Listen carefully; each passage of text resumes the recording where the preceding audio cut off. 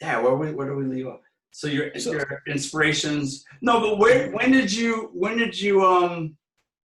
and I know that because I've seen several of your murals mhm. that you did, sort of reality based and local heroes and artists and like Chuck Brown and Marvin Gaye and sort of reality and real people. But when did you shift? When did you sort of shift? This is what I'm curious about because I did not know your sort of hip hop background. Mhm. Again, because I mentioned in 2013. But when did you shift from sort of a hip hop inspired, like where like hip hop inspired and the pencil and aggression to more like fantasy, sci-fi, illustrative, and a little more sort of peaceful, but warrior-like, of course, obviously, because you have a lot of Asian influences and warrior and African influences. You see Mhm. the pencil becomes the sword or a bow and arrow or a Mhm. gun, but not as aggressive or not as gangster-like. It's Yeah. more So fantasy. as When did that transition happen? Yeah, so I've always seen the art of saying Magic the Gathering and all those the different fantasy works. So at the same time, I'm reading the hero's journey, but there were things like certain events in life that will open up, during the initiation process of the hero's journey. So, like the world is going through an initiation right now. We were in separation, we were in a world we knew, now initiation. And Ah, our world has been, you know, that's toppled deep. over. So Deep. what we will return with is a story. That's it. And that's what makes the world go around, stories, Hmm. people's experiences. So around this time, I'm reading the Hero with a Thousand Faces, but I was going through a lot of anger and resentment and a mix of emotions. So, and later on, I want to say about um, 5 years ago, I decided to get into therapy. I started learning about that and learning more about myself. Again, like the separation, initiation, return thing, it sounds fun on paper or when I'm saying it like this, but an initiation could be something like you left the house and you came back and your entire neighborhood is burnt to the ground. You know what I mean?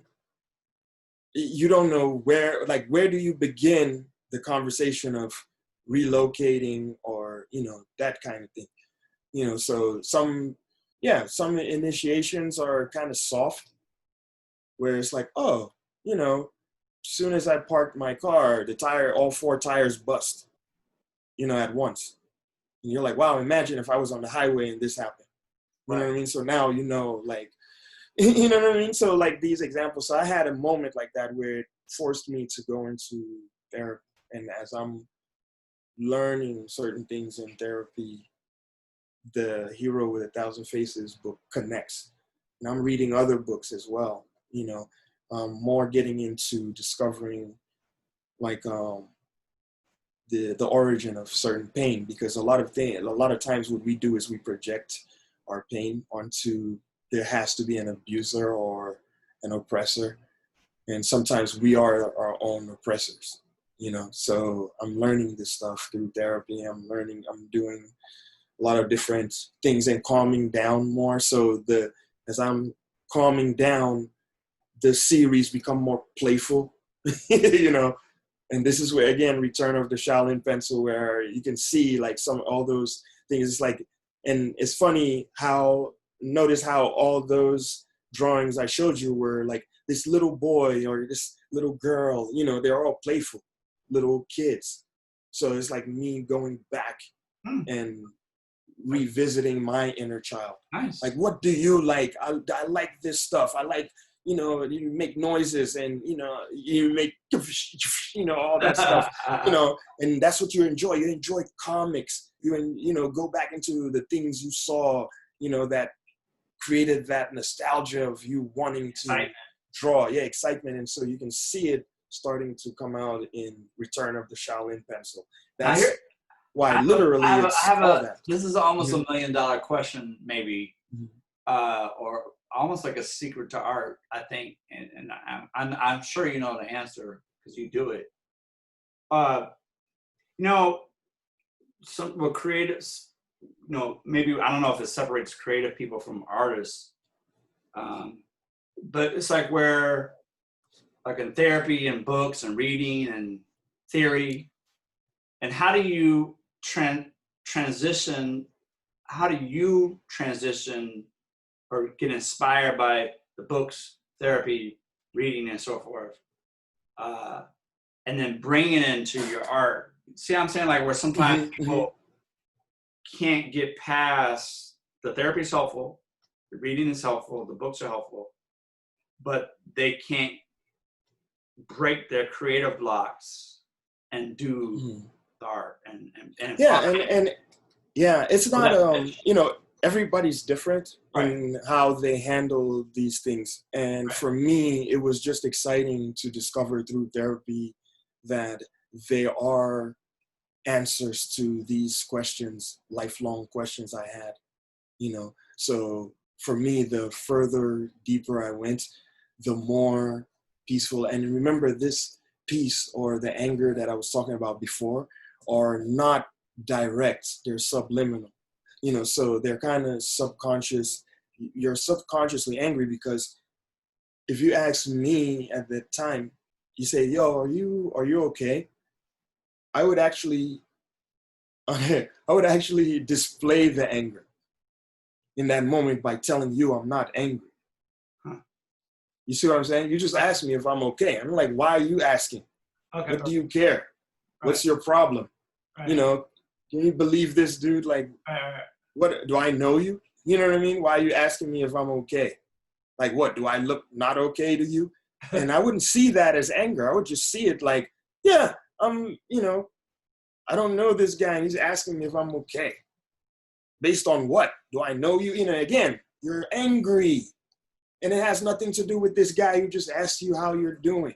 Right. So you see how I'm saying? But that same guy, if you ask me, like, am I angry? I'm like, no, I'm good. Why would I be angry? Am I afraid? I would tell you no. So these are like with therapy, like you learn those things. But here's the thing. Everybody's different. Right, so for me, because this was something I was actively looking for, like I was, when I found it, it naturally transitioned into the work I was doing. Because even from the beginning, even with all those pieces that I've shown you before, there were, like, you can see hints of how I was feeling in them, whether it's the hip hop stuff or, this other stuff here. And so I'm like, through my life, like I'm documenting through these images. You saw the beginning of Reloaded, how they looked. It's like all these crazy, scenes, very dark scenes. So now what Reloaded looks like is confidence. What Reloaded looks like is, agency, confidence, agency, and being fully aware. Like, I am holding this pencil. This is my pencil right here. It's my weapon of choice. And unlike the other one where I'm taking this idea, but I'm putting it in the wrong place, where it's like the people are gangsters. They have, it's funny, before the era of wearing masks, so they had masks on, you know what I mean? And stuff like that. So that's where my mind, like my energy was at the time. So with therapy and then learning all this stuff, naturally, the more peaceful you get, the more peaceful the work becomes, because now you don't feel the need to express certain emotions in your work, because you can express those emotions by yourself. Like let's say if I'm in a situation right now where I'm angry, I can process that anger later. because that anger, it's not me right now that is angry. It's the child that was denied a voice when I was young. Remember, I all those places, moving from here to like being born in America and then moving to Nigeria and then me having to find my way back here was not like something I did as a choice. Like, oh, like when I was a kid, I'm like, let's go to Nigeria and then I'll be back at 24. Okay, guys, like it didn't happen like that. Everything seemed forced. So in that adolescent years, like, so imagine if I was an adult, I would have been like, oh no, I'm good here. Y'all go. Maybe I'll come visit.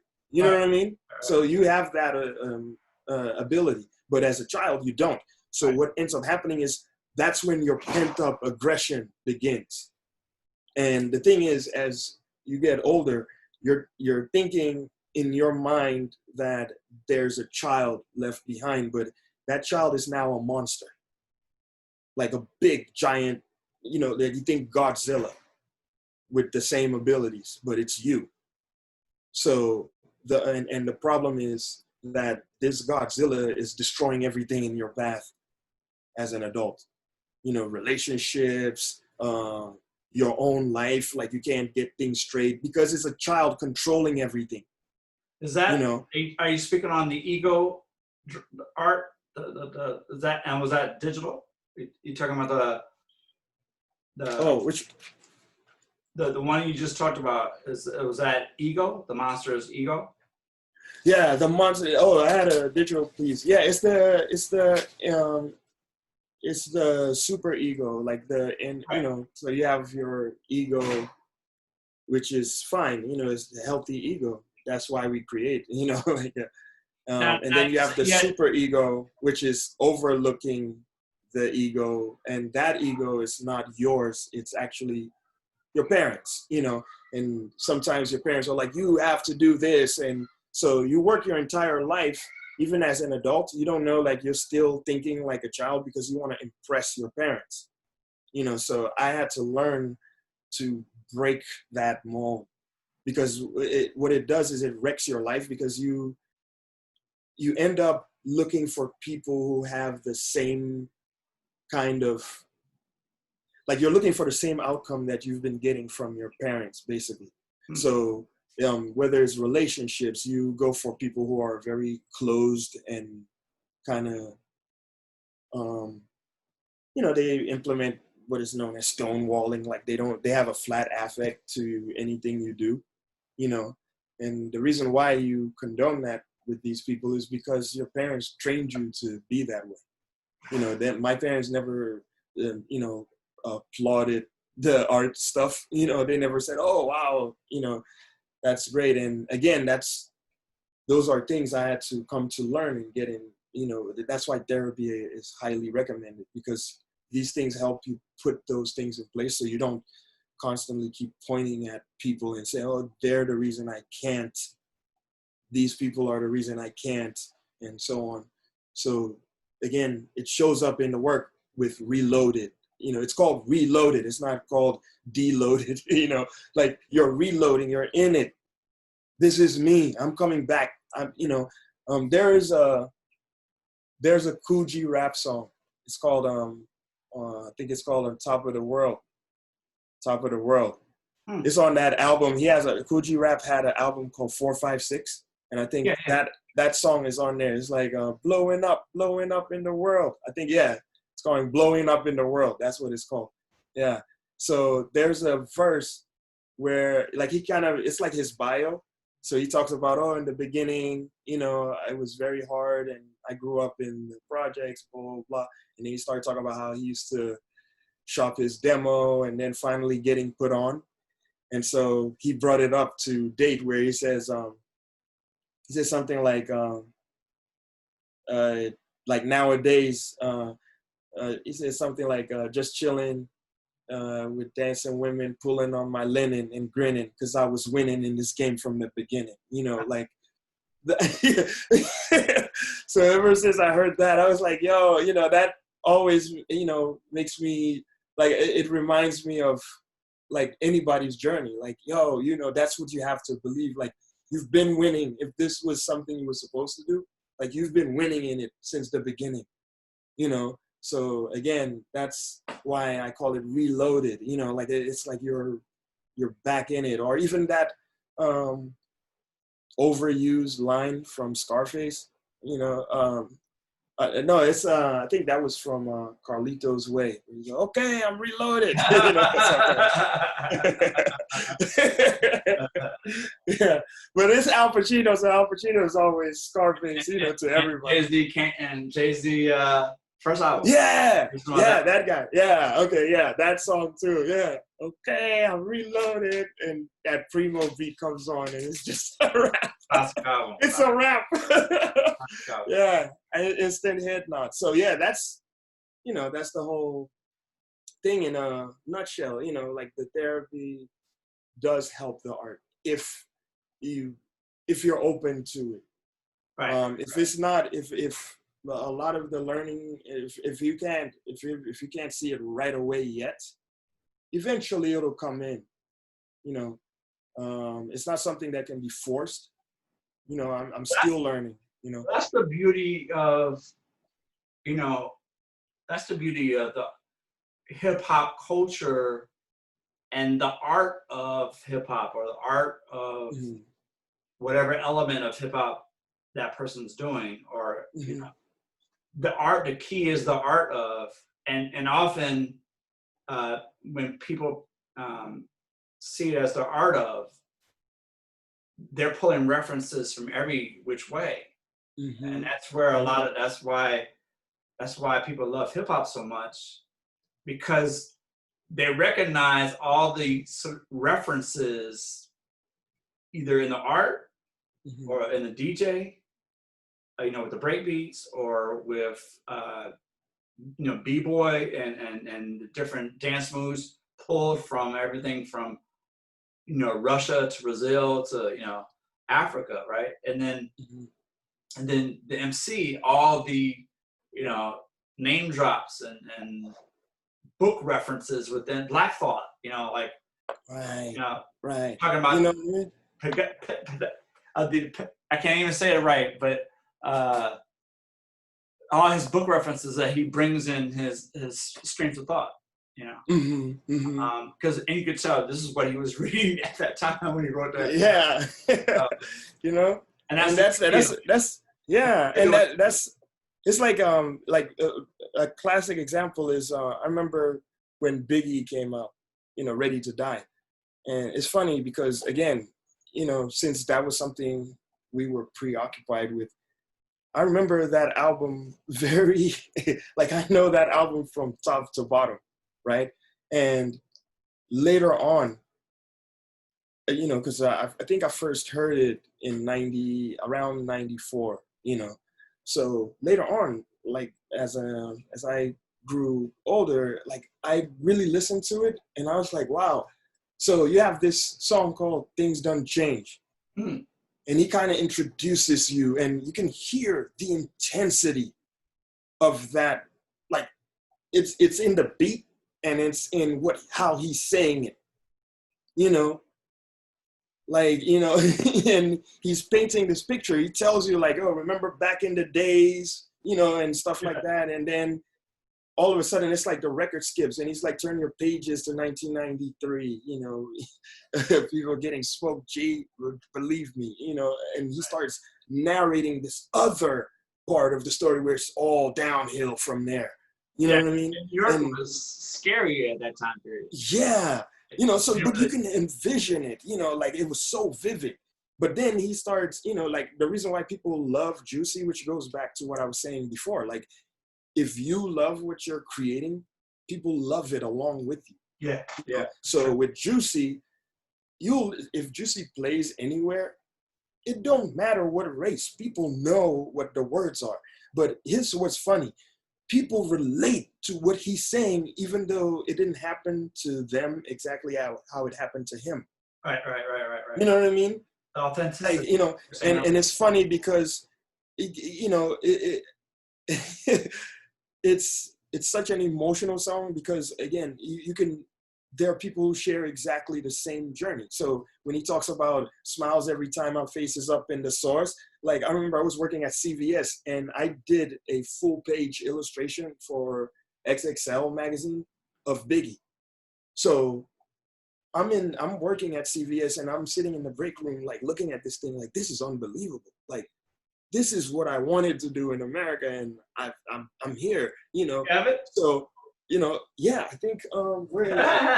You can't mention it, and we got. I know. It's in here. You know what? I need to. You said the source or Excel? No, it's here. Let me grab it because it's in the next room. Go for it. So give me a second. I'm gonna grab it.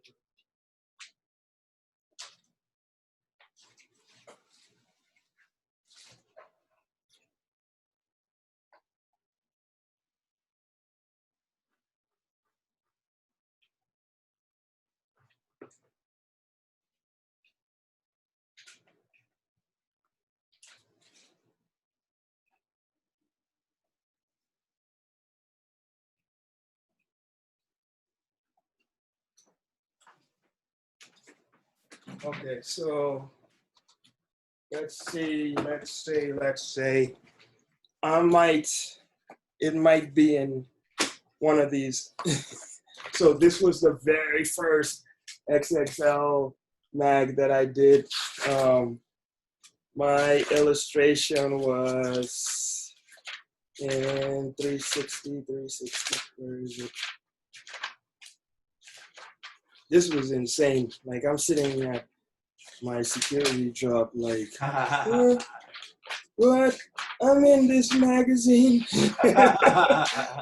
Yeah, so this was my first illustration before it was Nas and Khalees, you know, and there was another one too. You know, I did her, Missy. Wow. That was when Missy was trying to lose weight and she started working out. So yeah, and that article, I think I did Russell Simmons also in the RZA. It was crazy. It was so dope. This is another one. Let me see. I gotta find that one. And you were talking about offline. You were talking about how like you would take trips from DC to New York. Yeah, this is where I would go to New York. So this was E40 that I did for. Yeah, I did that for XXL as well. You can see how your earlier drawings where you were shopping around the clubs and how that kind of right, and it all paid off. Did you ever meet E40? No, like I never met E40. He would love your work. I met a lot of I was always intrigued by if I met him, I would like to know like how he comes up with those slangs. I got to meet him.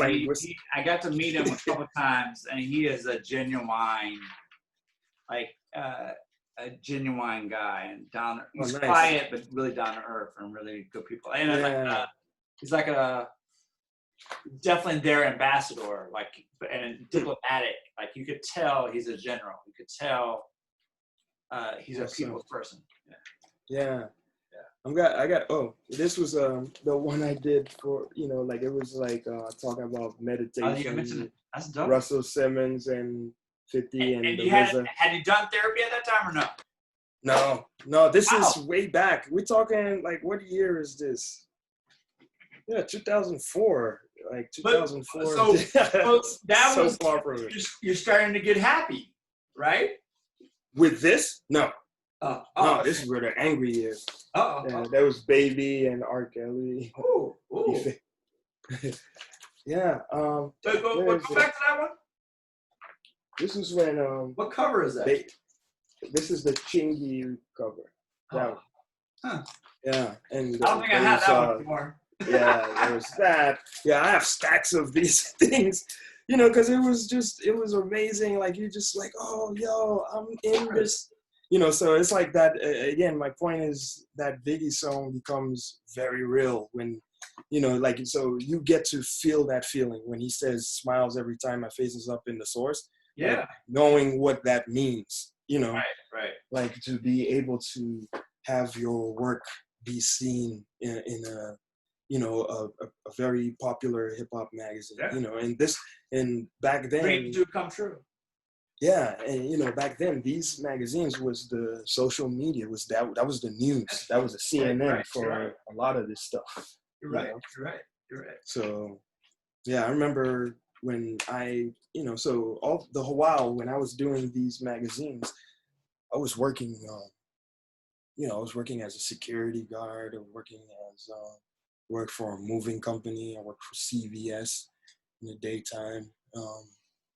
Yeah, it was crazy time. So there was a lot of fear, you know, like, man, you know, so I started, you know, I started making up my mind, like, okay, so once this boat sails off, you know, like, what is the next plan?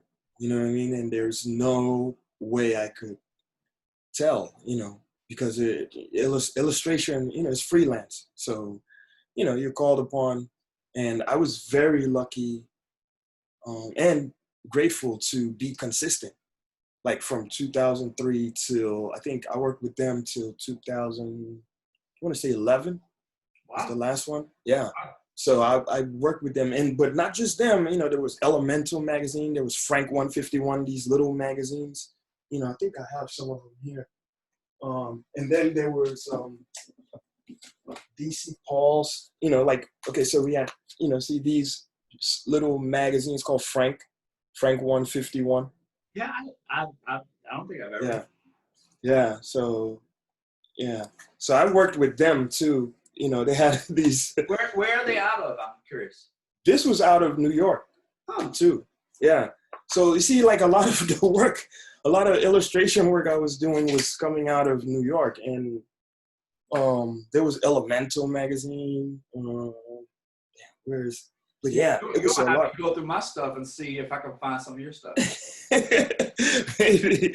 I used to go to Complex office in New York, but those, yeah, they were a little bit tighter. You know, that was a little bit too tight. I don't think I think they didn't do much illustration in general. No, they featured artists, but it wasn't illustrations. You know, did they use illustration or something? No, it was mostly the ads. Yeah, it was mostly the ads. So yeah, I So it's that was. it sounds like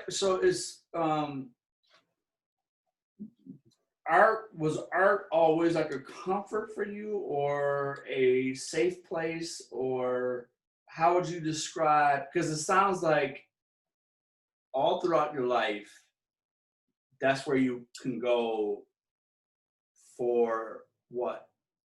Like Yeah, I mean, that's like you always can kind of consistently doing art, like even like CVS and security, you were like doing art for yourself.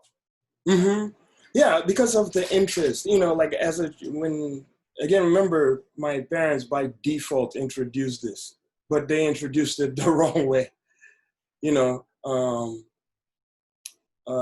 children are kind of, you know, they're not prepared for the world they're getting into. So as the primary caregiver, like you're supposed to guide and protect them from that. So, but if nobody did that for you, like how would you know to do it for your own kids, you know? So with us, it was, you know, with me, it was like the art raised me. So, and again, it's a comfort thing. And since it's something that as I grew older, it became like it started blending in with other things like curiosity and skill set, a sense of belonging. You know, most people, you know, let's say they didn't have art, they would have joined a gang or something like that to find the same thing, you know. But there's always something within youth culture that has to do with rebellion, you know, and that's the most, you know, bad stuff I did was like the hip hop stuff, you know, like hip hop culture, adapting that culture, the fuck you pay me culture kind of thing. You know what I mean? Like the hip hop thing, that hip hop culture was the most, I would say, like rebellious I got I didn't get into like wanting to break stuff or, you know, harm people. It was just, again, this journey of trying to find this thing called love, you know? And it's not like in the Disney woo-woo kind of way of, I mean, like real love, like, you know, loving yourself.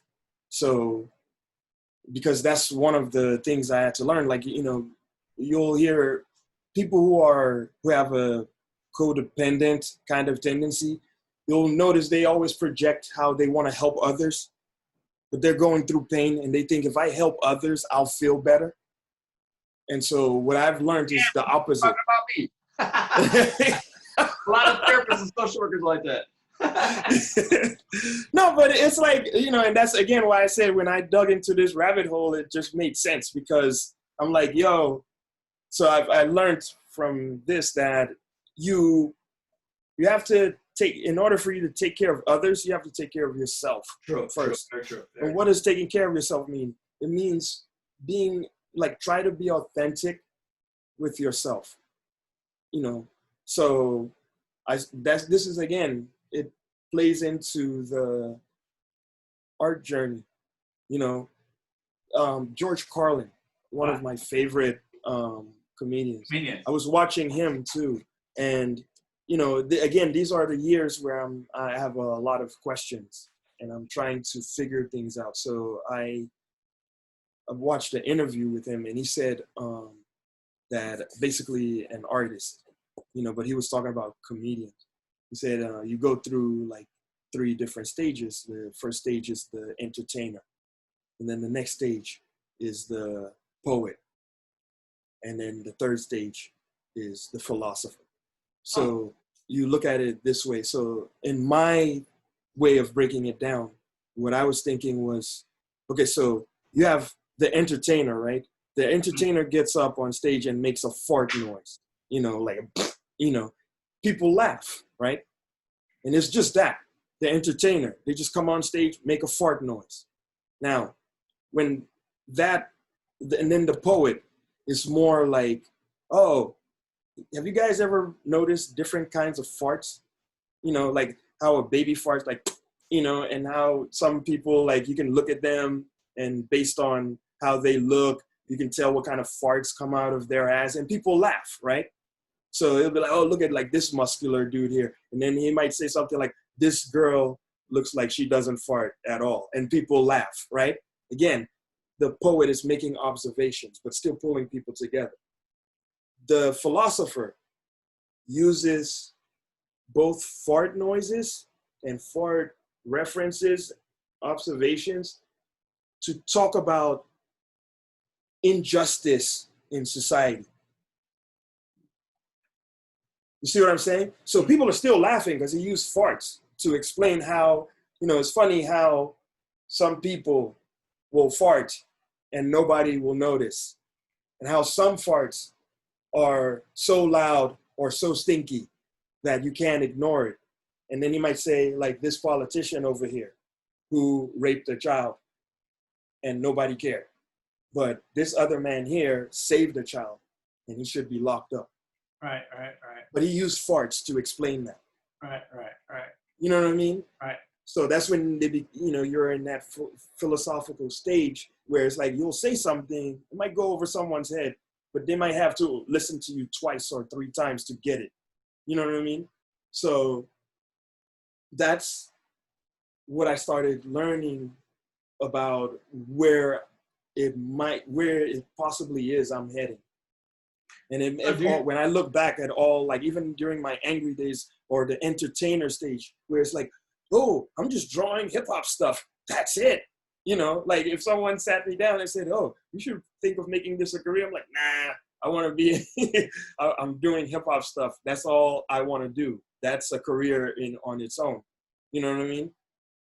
But through that journey, like, you know, you're the entertainer, so you draw stuff. I used to take my sketchbook to the clubs so people can be like, wow, look at this guy. You know, I'm entertaining people, you know, with what I'm drawing. I'm drawing what they want to see. So then you become the poet. So now I'm creating these series like, it's funny how this is how I viewed hip hop in Nigeria, but this is what it really is here. You know what I mean? And how sometimes, like even here, there's some albums that we had, you know, again, because it's not like here where it's like album drops and you go to the store and get it. So over there, someone has to send it, or it's jumbled up in someone's mixtape somewhere. So looking at that, you know, and then now later on really realizing like all these three things. So now in this stage, I'm not at, oh, I'm doing stuff for this group or I'm doing stuff for that. It's more like, oh, wow, this is where I am now. You know what I mean? So the Village B-Boy, the Reloaded series, Return of the Shaolin Pencil, it's more like me using this pencil themed stuff to explain what is happening in our society. You know what I mean? But in the most abstract way ever. You know, so you're looking at this mural and it's like, oh, someone holding a pencil, and it starts putting your head in a certain space. Like, either this is how I feel right now, or this is me, you know, or, you know, again, they're, you know, so because some people will look at it and say, I see confidence. Some people say, I see education. I see knowledge of self. I see knowledge, period. I see creativity. You know, they see all kinds of things. And this is what I was saying, like you paint what you know. Now, this is my experience. And when you share that experience, it's inevitable that people who can relate, no different from what I said about the Biggie song. You know what I mean? Like when these people speak, you know, you can relate, you can envision it, you know? I want you to share the story about the Marvin Gaye, the second wall, but before that, because it sounded like the community was, it seems like seems like DC communities were, so the walls that you were, the pencil series walls that you were doing, were those mostly commissioned or were you just going up? No, I never went up. You know, you don't go up with murals. Especially in DC? Especially in DC. And some of them require lifts. Okay. And the lifts cost money to rent. True. So, you know, like unless you're super rich and you can afford to do that, you know, and someone shows, you know, you might go up there and say, hey, I want to put something up. Okay. And you can. But so the Marvin Gaye mural was a part of some mural project where they had I think three artists, me included, to do murals in different areas. So that area in Shaw, DC was my area. And it was called Open Your World. So I was like, oh, I want to use Marvin Gaye, because at the time that was what I was heavily into, you know. And this is during my Can You Dig It series. I have another series called Can You Dig? I think I have some of the sketches from that. So this was about the 70s. I was really, it wasn't like, it was about the 70s in 2016 or so, 2015 or so. So I had a series called Can You Dig It? And, you know, I just loved the bell bottoms, the afros and so on. So I was listening to a lot of old school stuff. From one of Marvin's dopest albums, you know, the Trouble Man soundtrack. I was listening to that and I was just like, oh man, this is good. You know, I was playing that all the time. So that was the inspiration. And then I learned that Marvin Gaye had left DC and lived in Belgium, I think, for a little bit. And that opened his world. So I used that as my theme for Open Your World, you know. So when I painted it, it was a very rough wall. Like you know, you can see, most people will see in the photo you share, like the wall was very rough, and that area was very rough too. So I kind of popped it with a lot of bright colors, so people loved it, and it was up for like, I think a year. But they had told me before that they were going to build a house in that space. So they did. And when they started building the house, people started hitting me up like, yo, you know, they're covering up your mural. And I'm like, hey, it happens, you know. And they're like, no, that's, you know, so people from the neighborhood We're like, why are y'all covering up our Nice. mural? I love it. This is like, why are y'all covering up our mural? And they were like, no. So they wanted to stop production on the house. So eventually, what happened was right across the street, the property owner was like, oh, they can, the artist can paint it here if he wants. So I had to work with Shaw Main Streets, the ANC commissioner of that area. And we, got the agreement, the go ahead, and I repainted it over there. And again, till this day, it's one of my most popular murals in DC. That and the one in Blagden Alley, which is Erykah Badu and Sun Ra. So yeah, but those, there's the pencils in that one, and the Erykah Badu one, she's literally holding a pencil over her shoulder and tipping her hat, and then sunrise in the background. And so that's how that happened in terms with the Marvin Gaye mural. It was very surprising to have people protest it was very surprising to me. And that's when it dawned on me, like, wow, these murals are not like, these are not notches under my belt. Like, these are people's communities. And these people take this stuff personal. So I started considering that with a lot of the murals moving forward, because whether it's like the pencils, like you were saying earlier, like there are people who look at the murals and go, oh, I saw a mural and I thought it was yours because I was looking for the pencils. So if it's not the pencils, it's like sometimes the name, right. And people are starting to personalize it. You know what I mean? Like, it's like, yeah, it's becoming like a somewhat of a staple here. The pencil stuff, or, just people knowing like, oh, that's an Aniekan piece or whatever, and he's from DC and he's a DC artist or something like that. And you start seeing that, again, this is beyond you. This is not like, oh, here I am, Mr. Artist. It's like, no, these pieces are touching people, So it makes sense. And what I'm happy about now is that I'm working on myself. That's a lifelong thing, and the good thing is, like, I'm glad that I'm realizing this now and that it's happening at a time where I'm working on myself. So most of the stuff that I'm going to be pushing out or creating is going to have the same effect on people. If I'm feeling peaceful and creating stuff, Right. peace will follow through with these pieces. I'm just glad that it wasn't in a time where I was really angry. And I'm all like painting anger like all over the city, like basically painting the city red. Oh gosh. Yeah. I can imagine. You can imagine. Subconsciously though, like not knowing that that's the vibe I'm producing in the city, because it can happen. It could. Like your anger.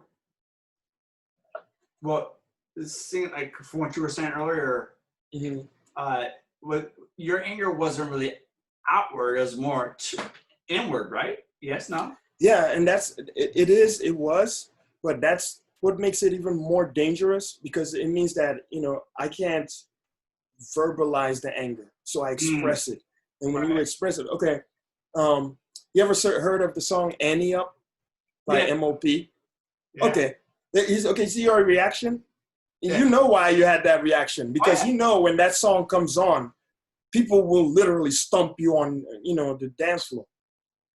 They could have just been playing some, cool stuff or whatever. But when Annie Up comes on, you can literally see some people leave the floor, and some certain group of people or special friends will hit the middle of the dance floor, and they'll group up, and people are wilding out, because in the song they're saying yap that fool, yap this person's chain and punch this person in the face, stomp them out.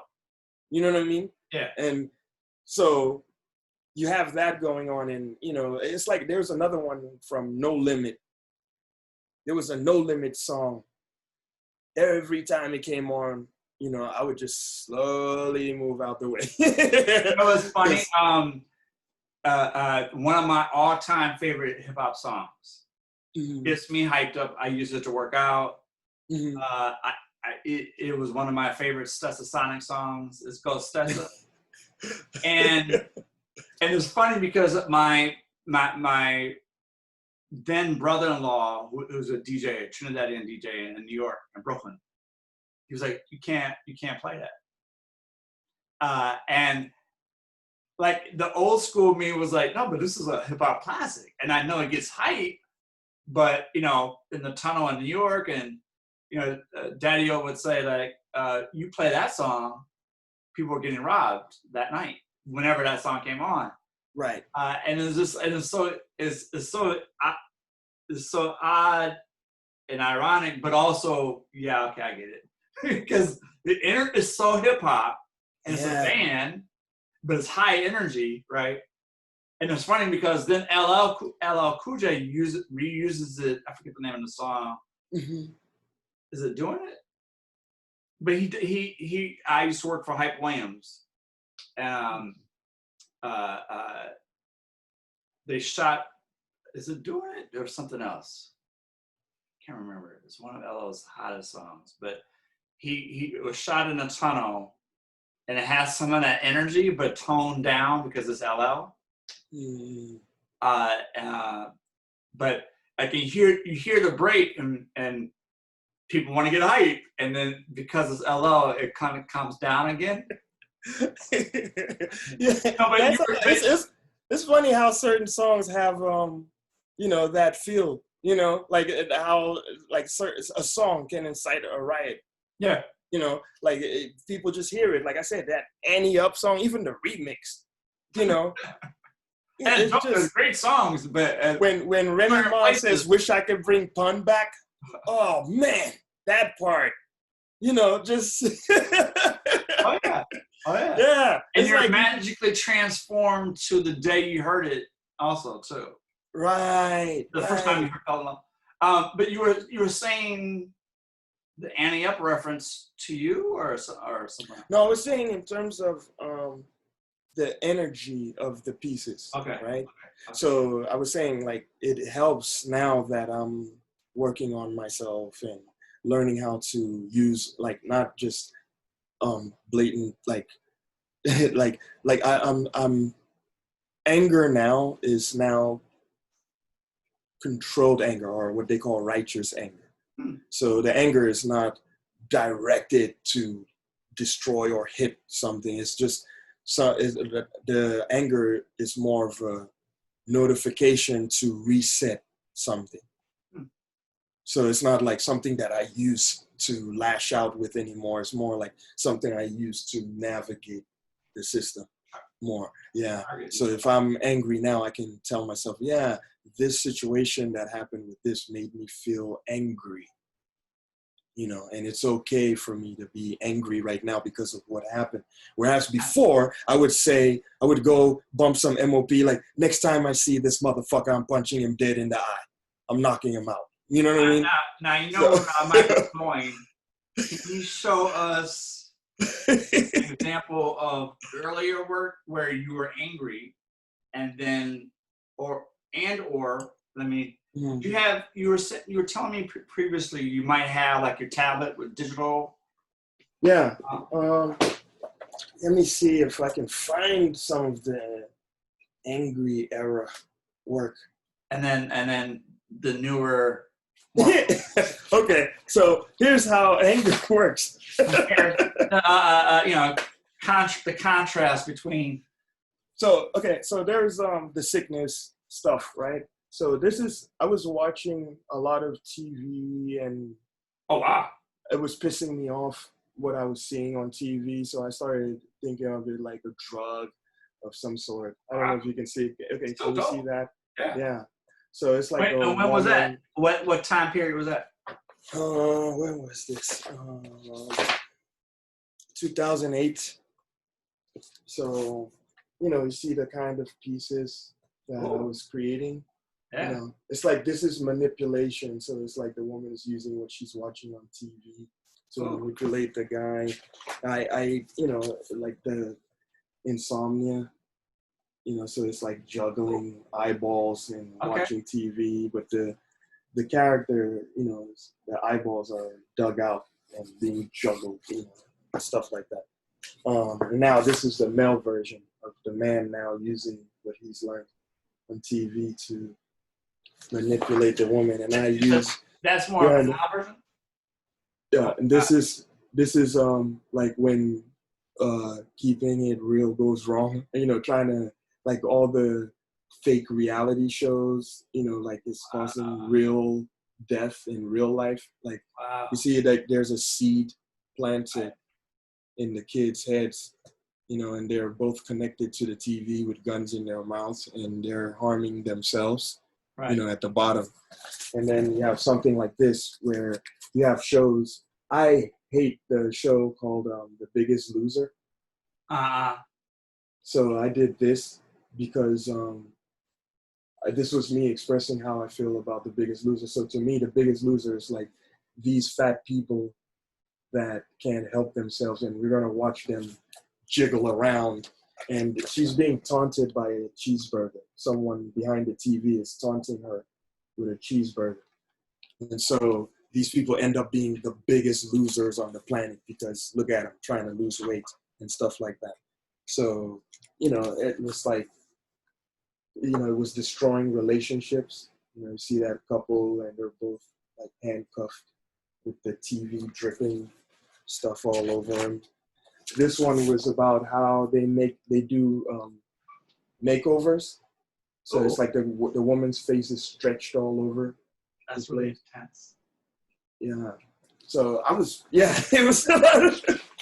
there's a lot of angry stuff. Like I was just like, you know, what's going on? You know, like this is how I felt sometimes.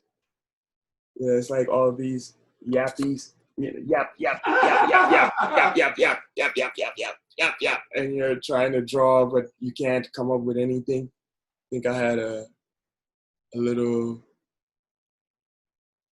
note. Never get on the bus without. So, like all this stuff, like I was on the bus and it's like. Let me ask you, because you know, I know, at least with the people I work with and my family and so forth, and our frustration, anger with number 45, has any of your, have you done any sort of political commentary on, you know, life now? I kind of removed, because this is, again, around the time where I'm discovering, like I'm starting to get into the therapy stuff. So over time, I started removing, because I was getting like that too. But I can't channel my energy into what the collective is doing. Like I have to have, like there's a time to be angry, and I'm not saying the people who are not, are right or wrong, but It's like how much, again, remember, I'm taking care of myself. So it's like, in order to take care of others, you have to take care of yourself first. So how do I feel? Am I taking care of things that are making me angry, or I'm just joining everybody else to make them happy because I'm siding with them in their own anger, So that's why I never did, because during the Bush era, I did, as you can see, I showed you earlier, I did a lot of Bush-related, angry stuff. But now with this guy, I'm like, oh, I'm not gonna channel. I got better things to put my energy into. Leave it alone. Yeah, it's not that serious. And what I really realized is this unlike Bush, right? So with this guy, he actually is looking for that kind of attention, Like whether you do something good or bad about him, like it keeps him in the polls, like it, and that's a waste of your time and energy if you really, if like, okay, so I paint all this stuff and express my feelings about him. I'm just gonna make 3 people who hate him happy. You know what I mean? Like there are some of us who are trying to get our lives together, and and we will still be working on that, whether he's in there or not, whether there's someone new or not. And that's where I removed myself, because I started noticing this like energetic war, not to sound all woo or anything, but it was like, you can see people divided to a point where it's like, which side are you on, red or blue? And you better not say the wrong answer, and I was like, yeah, that's not where I am right now. Like, oh, you could have met me like 10 years ago and we would have had the perfect storm of a fight. But right now I can't. I just can't. It's just not. Like again, there's a time and a place. Like their anger is an emotion. So there are people genuinely angry, but just like me and others who have done this, like they will discover too, like we did, that only the anger is yourself, like you're angry towards yourself. We're not angry at that man. He's actually living his dreams. If he said, I want to be a president one day, he is and was. Whether he did good or bad or not, the real question is, what are we going to do moving forward? Like, are we producing president material? Are we president material? You know what I mean? Can we start putting things in place and creating a package where it's like 5 years from now, we're like, this is the perfect package that we can put in place to replace this other package here, which is old. So unless we're doing that, like, you got to let whoever can hop in there and do whatever they want, do it. I can control how spaces look. I can control how areas look. That's the level of my strength. I have power over that. I can sit down with a client and negotiate visually what would work best for this neighborhood. That's how I'm doing my job on that level. But you see, that's a world I can control. So what's the point of me going crazy over a world I can't control over there? That, you know what I mean? So and this is how you affect change. Like, let's start small. So we all are living by stories. What is your experience? What is your story? And then you find out, oh wow, my story is not that unique because this person here went through the same thing. If and that's where you start. And it's through what you've learned. So if I'm learning and I'm like, wow, these murals, like, people take it personal. So I'm starting now to personalize these murals for these people. Like, yeah, like, bring in more of the pencil stuff, bring in more, like, these people this is their neighborhood. So they stand in front of it and they take photos and they say, yo, this is on my block, or this is across the street. This is on my walk in the morning, or whatever. You know what I mean? So it's now belonging. And again, it's a very small part. I'm not saying, oh, I'm saving the world, or, one peaceful mural at a time. No. That's what I can do. And it's effective. So I don't have to, again, put that energy into something I can't do that has nothing to do with me. So if there's someone else somewhere, they can use where they are to do the same thing. And then at some point, there are pockets of us doing this, and then we can put it together and it's a bigger package. You see what I'm saying? And that's my little utopian idea, but it's an idea. At the end of the day, it's a beautiful idea. It makes me smile when I think of it. It's like, wow, that would be great if everybody kind of, brought their little pieces and secretly put them together. And then one day it's like, oh, all this time it's been a big piece all along. And it's so big that the old piece doesn't matter anymore.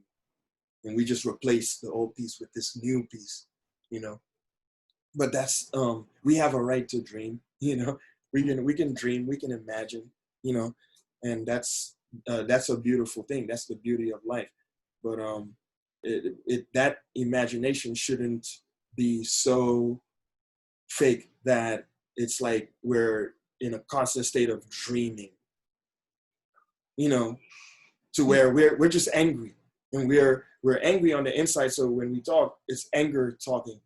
You know, but on the other side, we're dreaming. So it's like between dreaming and being angry with no possible change, excuse me, whatsoever. So my thing is first work on the self. Find out why you're angry. Why do we hate this guy so much? Does he represent a figure in your life that didn't allow you to do something? You know, could this be the case? You know, does this guy represent all the bullies you've had in your life? Or are you angry because in your life it just seems like the bullies always win, contrary to popular belief? You know what I mean? Like, those are the angers you have to address before you hate someone you've never met. You see what I'm saying?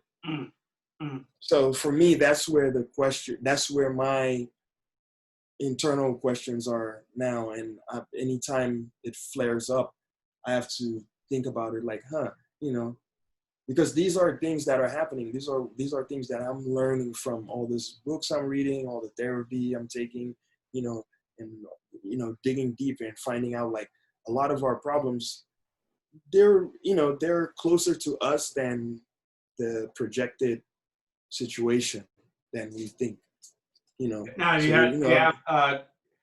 did you bring your tablet?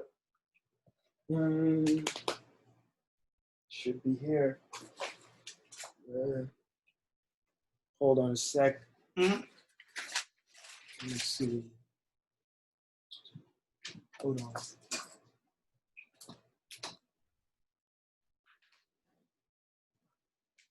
Okay. Yep. There we go. Since we spoke on where you are now. Right. So we bring it to now. And this is another thing too.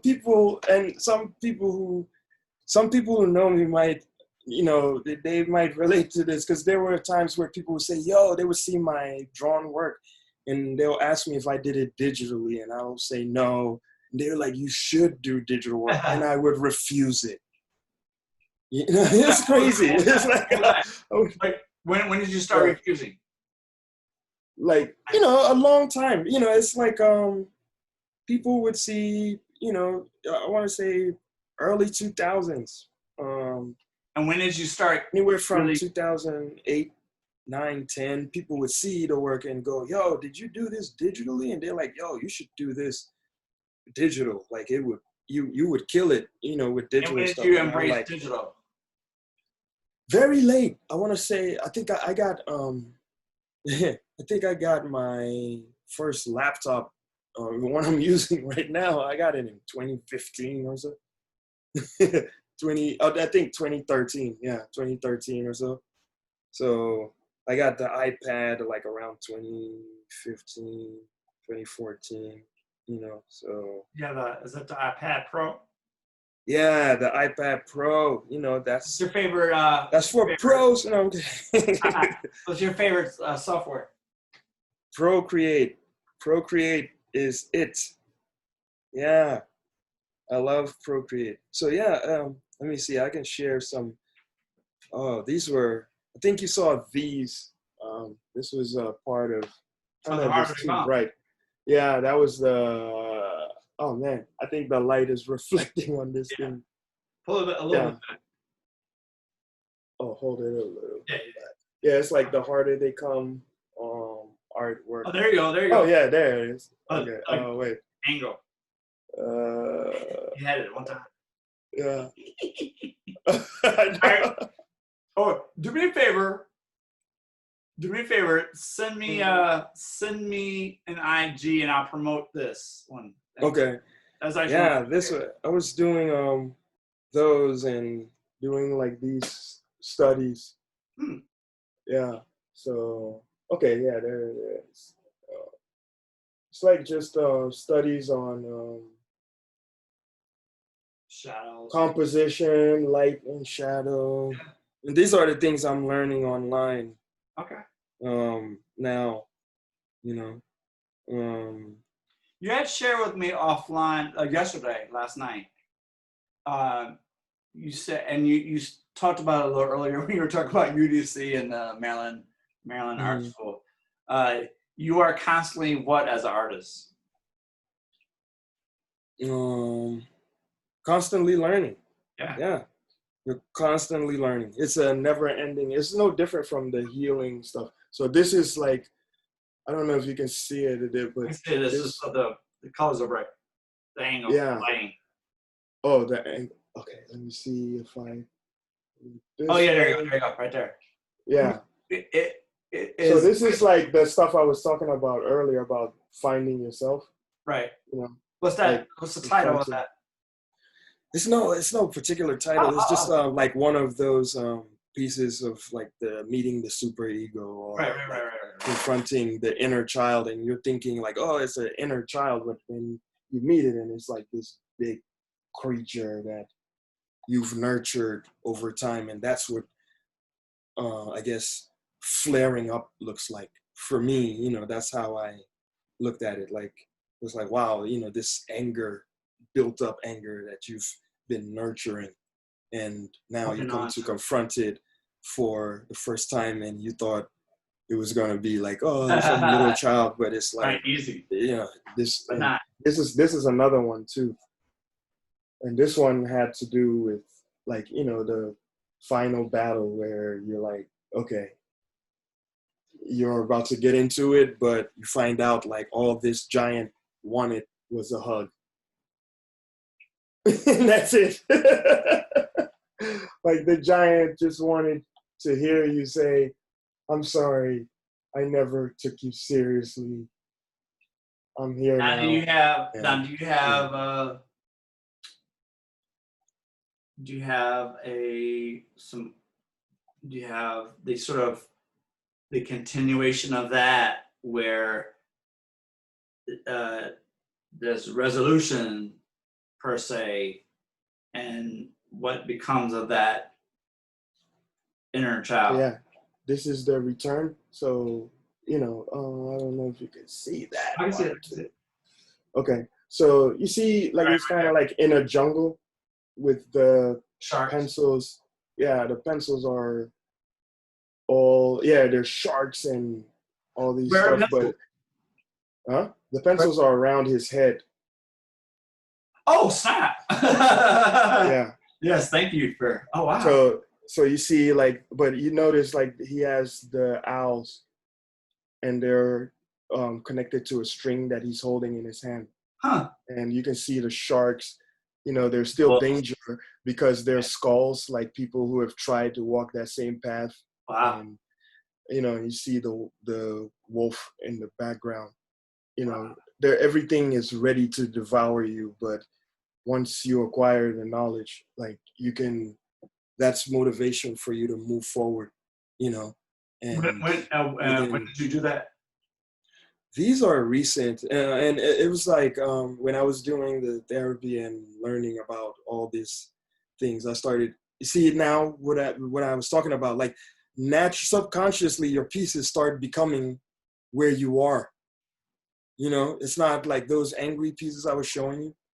So it's like these pieces now are like very, like it's calming, and people can relate to those stories, like even all the way up to like something like this, right?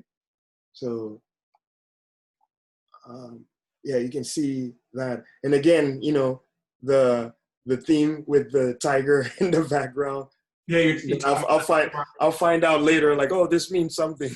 But for now, it's just me revisiting old piece. Right, right, So right, right, like right. that Nice. eye of the tiger type Right, thing. right, right. And then here's another one too with the tiger, and Huh. you know, and these are all digital. At this point, I'm starting to work digitally, and still a huge love for comics. Hmm. So I did this Spider-Man and Doc Ock fight scene, and yeah, did I that. love that one. I love that one. Yeah, Luke Cage, one of my favorite characters.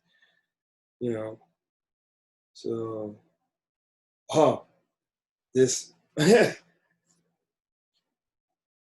Afro. Yeah. So this is like the digital side of things where I'm starting to work digitally, and oh, and another thing too is the importance of reference. So this is like a trooper that I created, from the Reloaded series. I don't know if you can see it. Yeah. Well.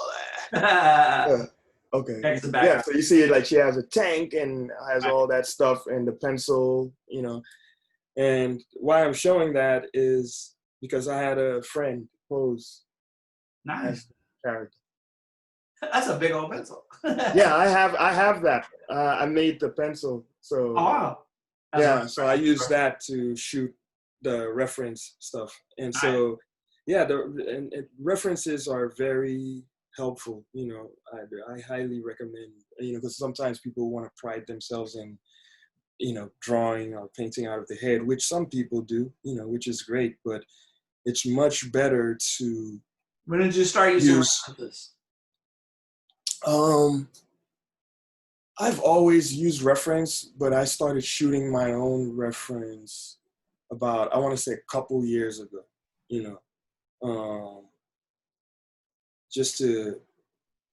because when you shoot your own reference, like, you don't have to worry about copyrights, and like that's the reference, right?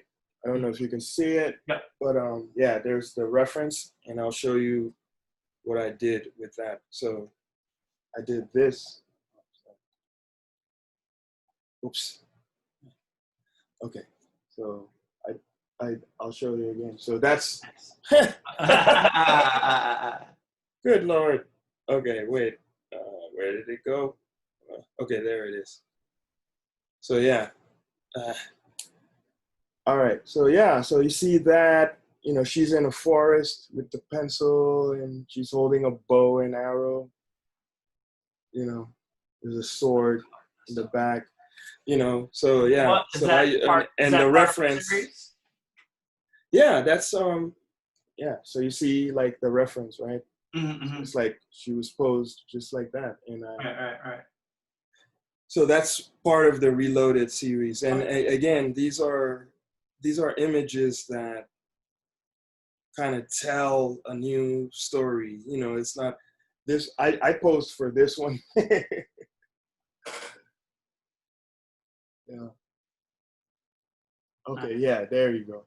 Yeah. I posed for that one, and it has. I started. You gotta show me the reference. Oh, the reference. Let me see. Do I have the reference in here? The reference is probably in my phone. No worries. All right. But most of the pieces, like, I had to revisit some pieces I did before. Like, this is new, but it's, again, like that whole Magic the Gathering card feel, and some of them I have to revisit, and some of them. This one actually became a mural that I did recently. Where is the glare coming from? Okay, I don't know if you can see it, but yeah. There you go. Yeah. Where's that mural? It's on 9th Street. I'm about to go. Above, right across from the convention center. Huh. Yeah. Go visit DC. Yeah. Give me a reason to visit DC again. Yeah, and it's. Oh, this one is funny. So remember, I was telling you about the Can You Dig It series. So there was this piece that I did before from the Can You Dig It series, and it's called The Gambler. Cool. So you see 3 of them, like, they're shooting dice. And Converse is in the bell. And I kind of drew this out of my head. So when I finally got the reference, look at the difference. Same thing, but now it's a little more realistic, right, in terms of the pose and the composition. And the funny thing is, I did all 3 of them. I did the poses. So that's the difference between like drawing out of your head and shooting reference.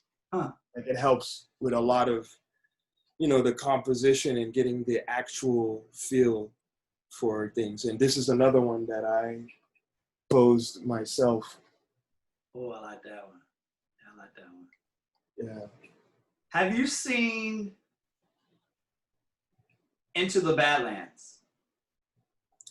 No. What is that?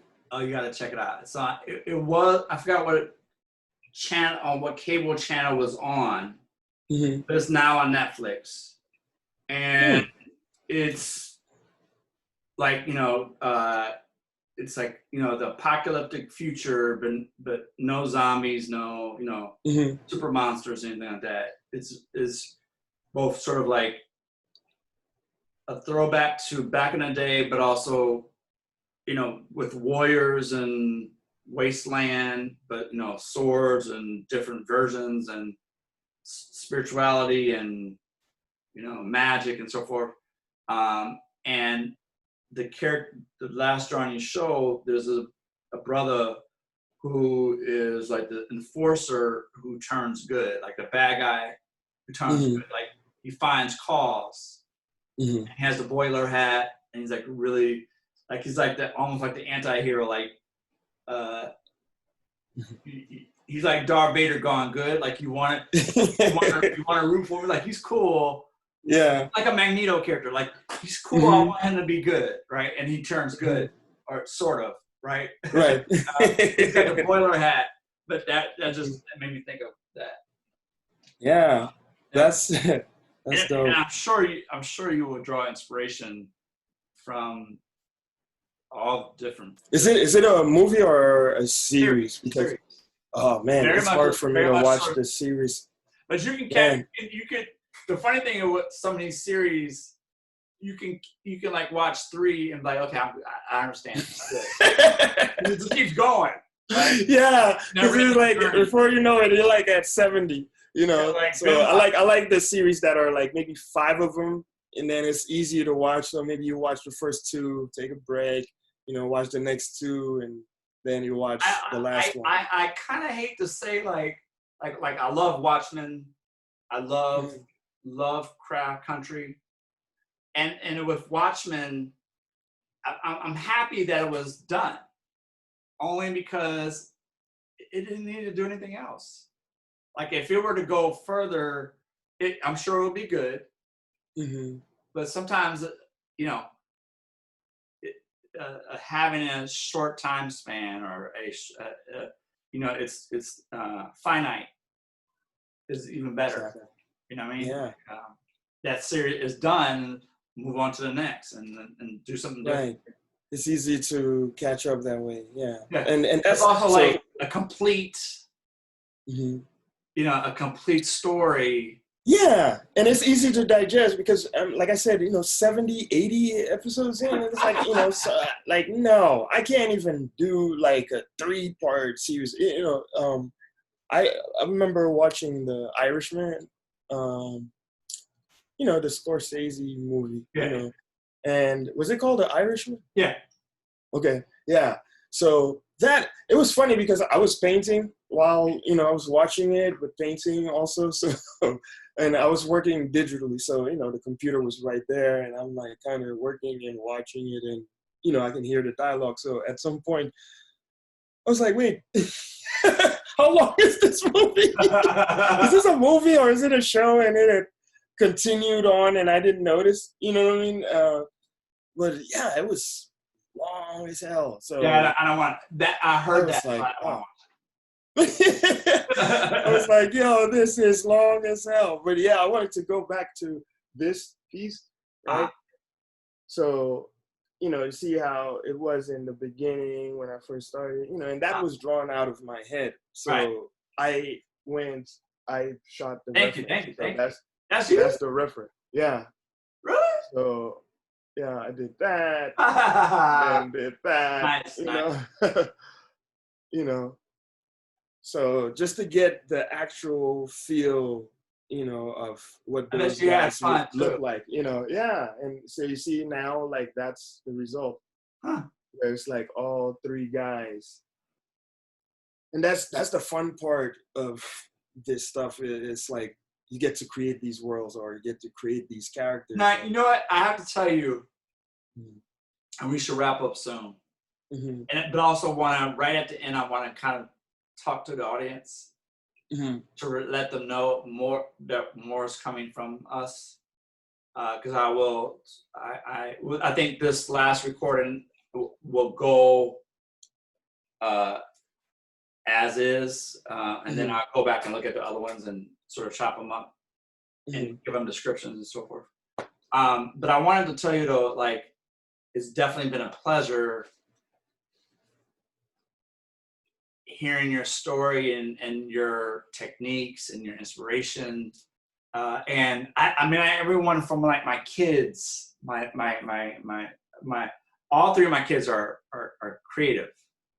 One of my kids is extremely artistic, and it kind of takes after me.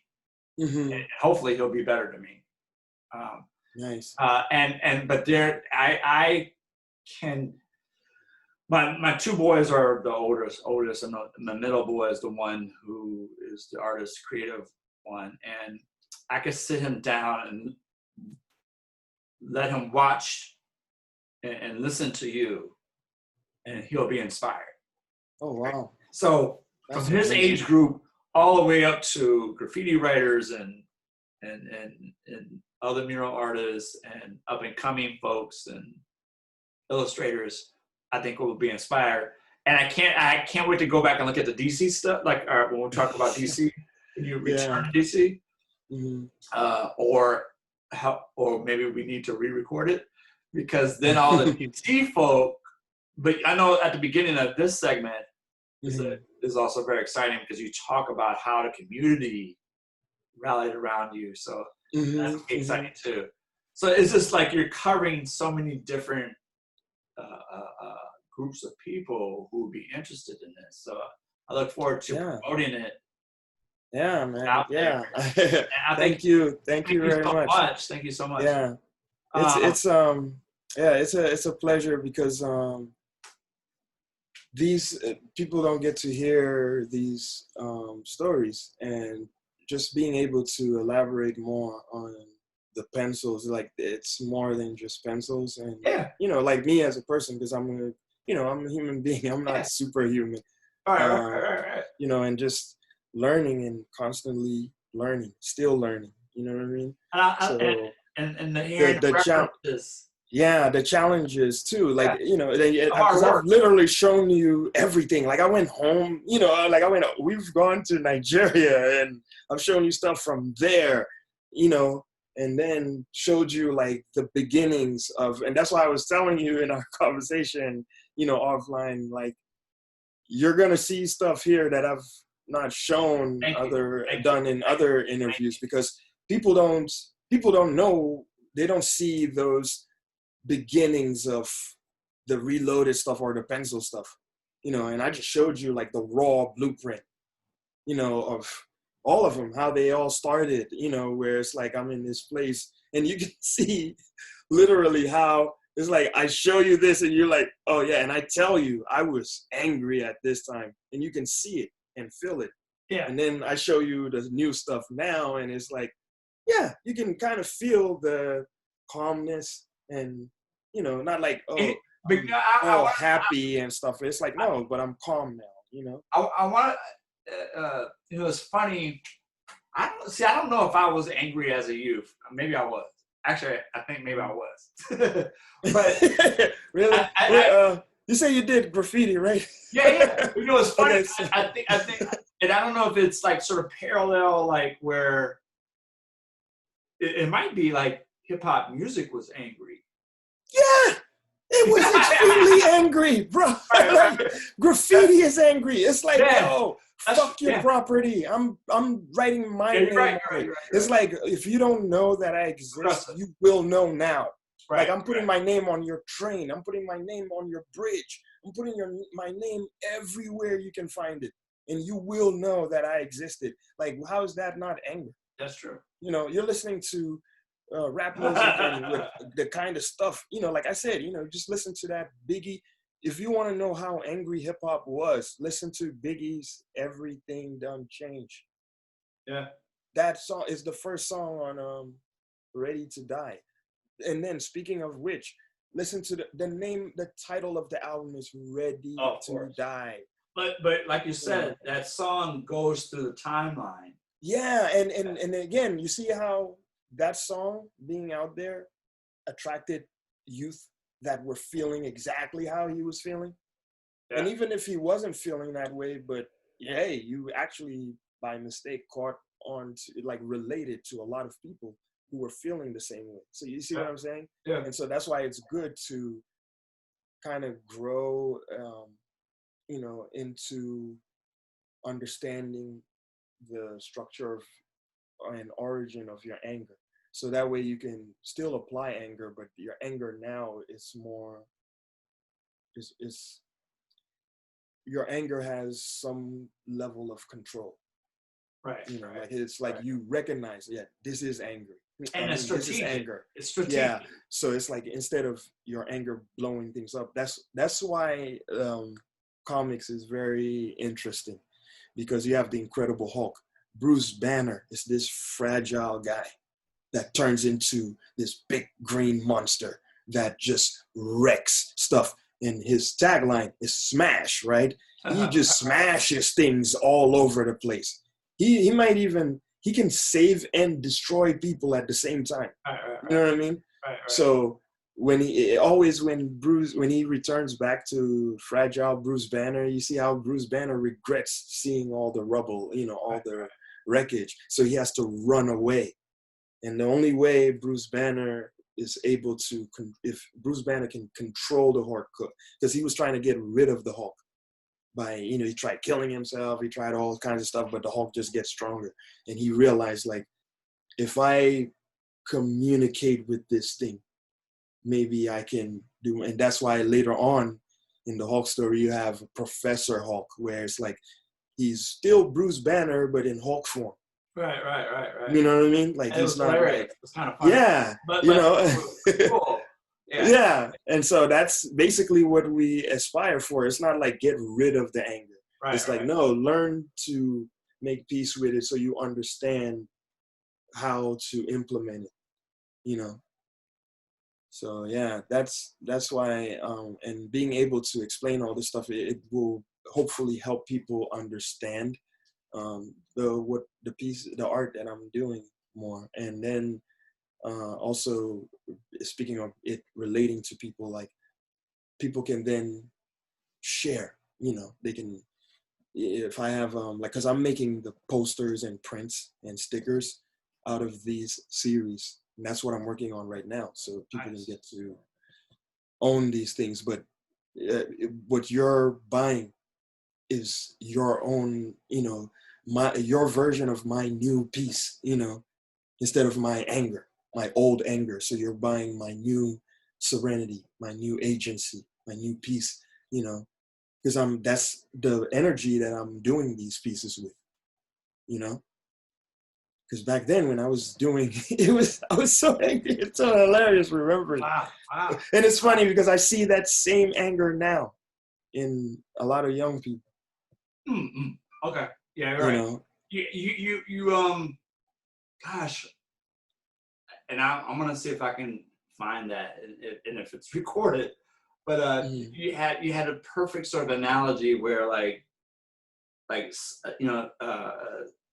a concerned citizen felt your energy and asked were you all right, and you were like, why do you say that? Why, I was making an example, like, when I was angry, it's because I was saying that the anger is not something you can see or tell. It's always hidden. So I was saying, for example, like someone back then, like if some random person might say something like, "Hey, you all right?" I would be like, "Why do you want to know? Like, what the fuck's your problem?" And then it wouldn't end there. I'll just, maybe go to someone else and be like, "Believe this guy, I'm just sitting here. He's coming over like, you're all right. What's his problem?" Like, or whatever. He's a creep or whatever. How the fuck am I not all right? Like you see me chilling here. Like what do you mean? Am I all right? Like what are you, concerned citizen or something? You know, and not knowing that I'm actually exhibiting the anger. You know, I would see it like, oh, I'm just expressing, you know, like, I don't know. There's a lot of guys I would out there like project it. Yeah, I would project it. I would be like, no, let's talk about this person. Like, are you my father? Or like, what's going on? Like, why do you want to know if I'm all right or not? And it would keep going. And a lot of people behave like that. And again, if you ask that person, are you angry or something? Like, I'm not. Why y'all keep asking me? Like, yo, I'm good. Look, I'm chilling. You see me? I'm chilling. You know, Right, and it's right. like, but you're angry. Right. You know, and I understand. You're holding something. Yeah, nobody wants to hear that. You know, Yeah. nobody wants to hear, especially nobody wants a friend or someone calling them out on it. You know, but with, you know, it takes you to finally realize, like, you know, by seeking help, like, yo, first you have to notice that you are angry. So from there, you can start seeking help. And then from the help, you then realize, like, oh, you know, because you hear a lot of times people are like, oh, when you talk about negative emotions like fear, anger, shame, or stuff like that, most people will tell you they don't feel that, or they don't allow it to destroy their day or whatever. And the more you suppress those things, the stronger they become. So the best thing to do is to acknowledge those feelings, because they are feelings. You know, sometimes you're driving and your GPS tells you make a left, and you're like, no, I actually know this road I'm going on. So I'm going to go one block up and make a right. And that puts me closer. You know what I mean? And what's the funny thing is, once you drive up one block, contrary to what the GPS is showing you, the GPS then recalibrates itself and says, oh yeah, you're on the right path. So now make this right. And you're like, right, I know. And then make a left. And you go, yep, that's how I get there. You know what I mean? So that's what our emotions are. They're just the GPS. But if you know what they are, when those emotions show up, you know, like, it's trying to navigate me towards something. What is it? And then you can pause yourself and go, no, I know this route. I know that destination, but I know another route we can take to get to the same destination. So fear might come up, for instance, and you can sit there and you can accept the fear. You like, yo, I'm actually scared. Every time before I work on a mural, I have to pump myself up as if this is the first time I'm doing this. Why? Because, you know, anxiety is natural. You know, you get out there and it's like a 60-foot wall, you know, and you're like, wow, 60 feet. Okay, here we go. You know, you're nervous. So, you know, there's that voice is not as loud. That's the difference. The voice that usually says, oh, you won't be able to do this. This will probably suck. It's not as loud, but it's there. But then I can reroute that GPS and go, it's okay. You know, it's the first day at the wall. So it's always like this. You know, it's okay to feel nervous. It doesn't mean I can't execute, you know, but it's okay because I'm thinking ahead, you know what I mean? So once I start putting the first lines or first marks on the wall, then it's like, yeah, we're good. All right, I'm gonna attempt to say your name again. Aniekan. Aniekan, there you go. Go right You there. say it right. Every time people pronounce my name right, it surprises me. You know, it's funny. Well, when I write it phonetically, that's what helps. Yeah, that's the best way. Aniekan, yeah.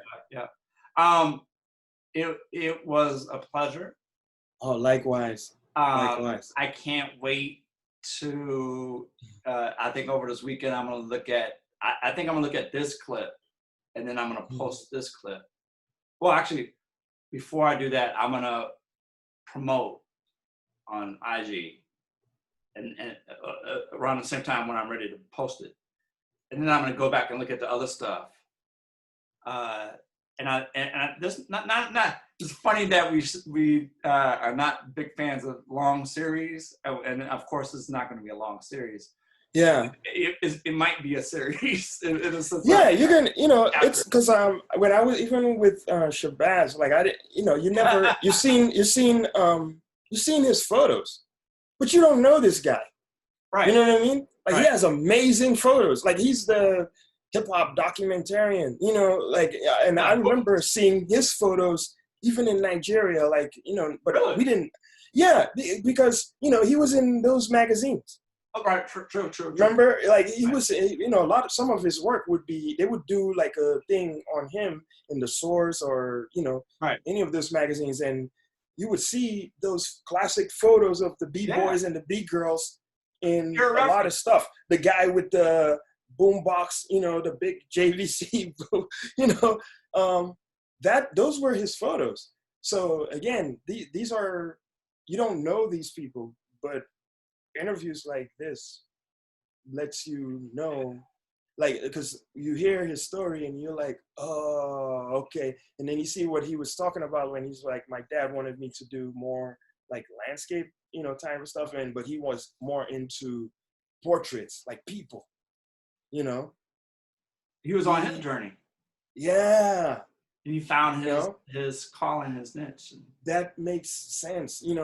Everything connects, because I'm like, yo, all these, you feel, when you look at those photos, you feel like, yo, I know these people. Right. They look like your aunts and uncles and people like that, and then the time too, like you look at it and you're like, wow, the era, and I never thought about it until just now. Mm-hmm. Like he, the B-boy characters on the wall, and the graph characters on the wall, mm-hmm. He made them human. Right. Right. Meaning, that's true. The poses in the right. That, he made it a realistic, human, three-dimensional, in a sense of like, these are real people in the community, but they're hip hop, the Kango hats and all those people. Like, how and he even expanded to, West Indian, Caribbean, African, Muslim, right, Jewish. It just kept going. I was like, what? Yeah. So you see, like he's taking photographs of life, but again, just going back to what I was saying about the energy behind the pieces you're creating, and you can feel, there's a feel to those. I think I have his book.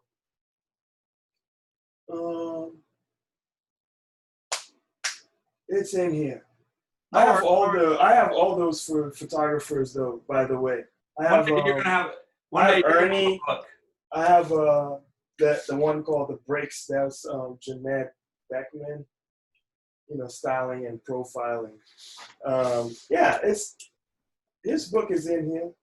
Wild Style. Yeah, I got I got these. Yeah.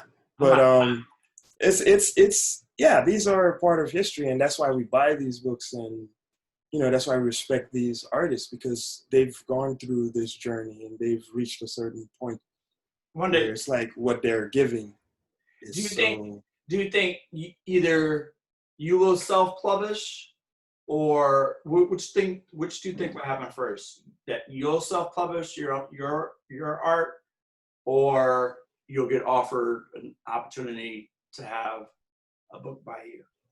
I don't know what will come first. And that's why the first step is me doing these prints and stickers and posters, because, I'm doing murals. I'm doing murals. So, a lot of people, that's it's a great medium to display the work. But I'm noticing a lot of people wanting to have something they can own themselves. Even though those murals are in certain neighborhoods, those murals belong to the people in those neighborhoods. So now is the demand for people to want to own something you know, that they Yes, I can think say, that's okay, this natural. is mine. And I so think that's that's why natural progression. Like, yeah, so I'm gonna start with these projects where I'm doing the posters and the prints and the, you know, the t-shirts and the stickers. And so from there, maybe that will then transition into, oh, a collection, because I have tons of sketches. Like all those sketches, it would be great to just show people in a book, like, oh, this is where the idea started. Even that right. logo I was telling you with the guy with the pencil in the ear, Yeah. you know, all these old drawings, like it would be great to share that, to show people like, yo, this is how the journey has gone, you know, and all the way down to, you know, certain things like even a snippet of a note from, you know, the new therapy life, because that's what I've been doing, you know, like a lot of, that's why another reason why I'm not heavily, you know, online inclined, because you can go online and see things that will, you know, like I feel like you can feel the fakeness and what's going on online. Like someone can be, remember, you know, it's easy now for me to go, oh yeah, I was angry, or, you know, now it's like I embrace these emotions. But back then when I had no idea, you know, I I looked like everybody else. I sounded like everybody else, you know. And now, especially, it's like I can feel angry or down or depressed, but I can project a fake happiness online, Mm. you know. And Mm. so Mm. that's what makes it dangerous, because, That you is know, the true. that's why I fall back. So my reality is that I'm reading this book. It's in my hand. I'm flipping through the pages. Mm. So that's real. There is something I can smell, is something I can touch, you know, so it's real. And then what I'm reading is real. So I'm reading it into my head to understand it, right? Because it's something I want to read.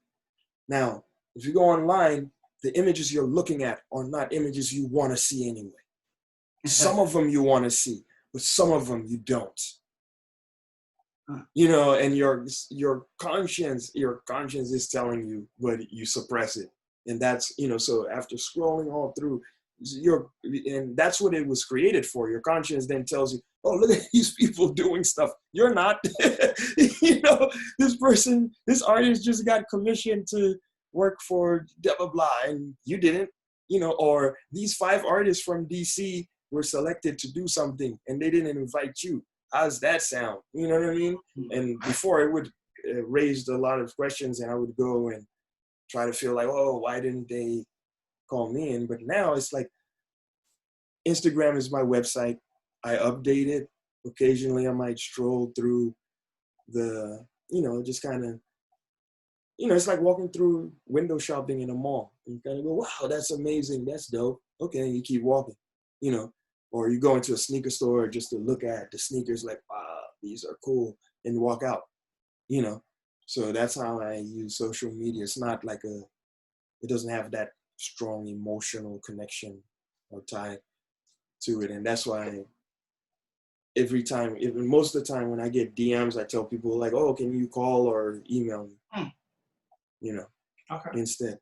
Like, let's talk, like, 'cause again, tangible things I can build into reality. Here's a voice. It's a person on the other line. You can hear them. You know?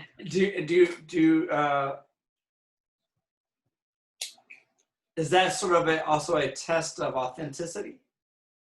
Right. You know, it's more like creating a boundary, right? So you have to have like healthy boundaries. So these boundaries are not just thou shall not, you know, meaning you shall not, you know, it's thou shall not, you know, meaning I shall not. So having strong boundaries, like, yeah, there's a time and a place for everything. So I can say, hey, let me go on Instagram and look. And then I might see like, oh, because I follow a lot of artists. So I'll look through and see like, oh, this artist created this. And instead of the animosity, I'm like, wow, that's dope. And I actually tell them in the comments, that's dope, thumbs up or something. Like, oh, fire, you know, or whatever.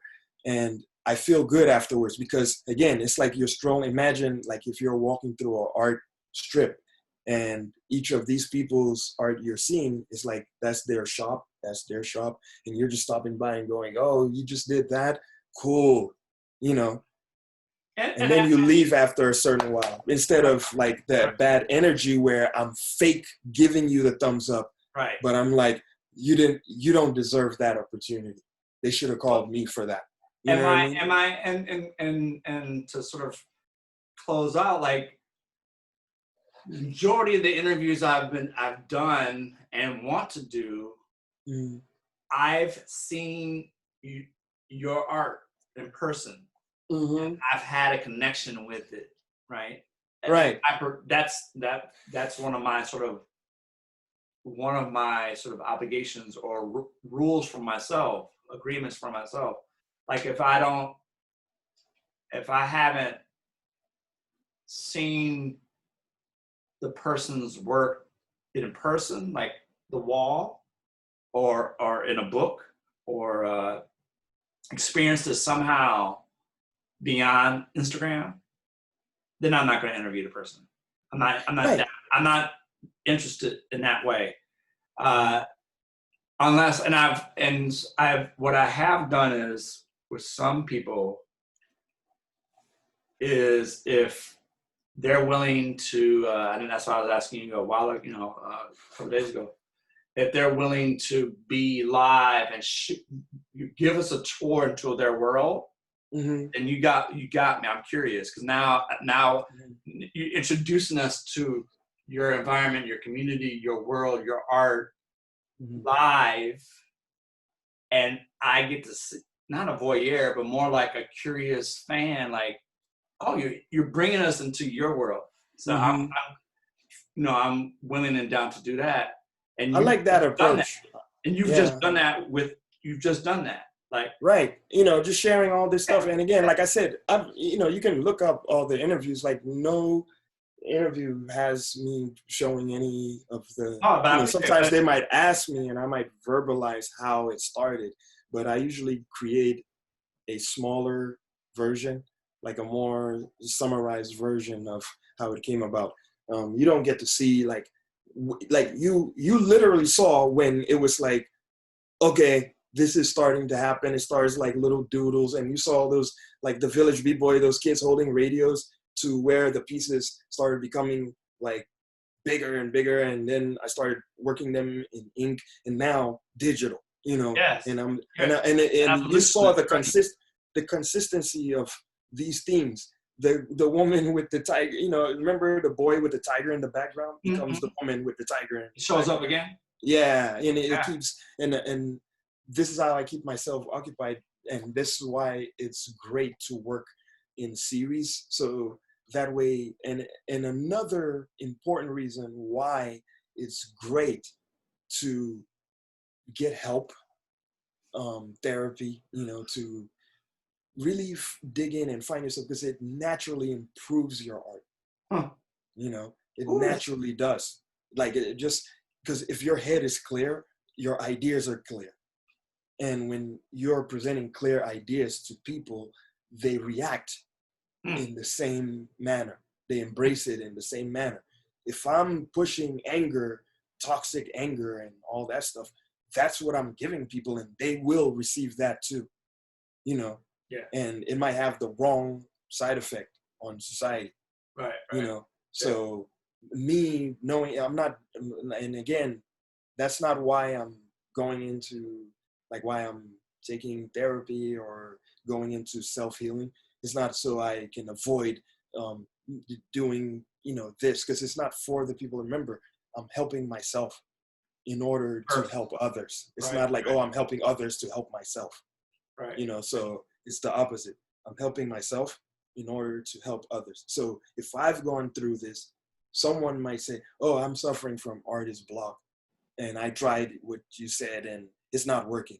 Then I might say something like, you should probably go deeper into yourself and see where, because that block is that, you remember the big, monster that I showed you before, and the small man confronting this monster.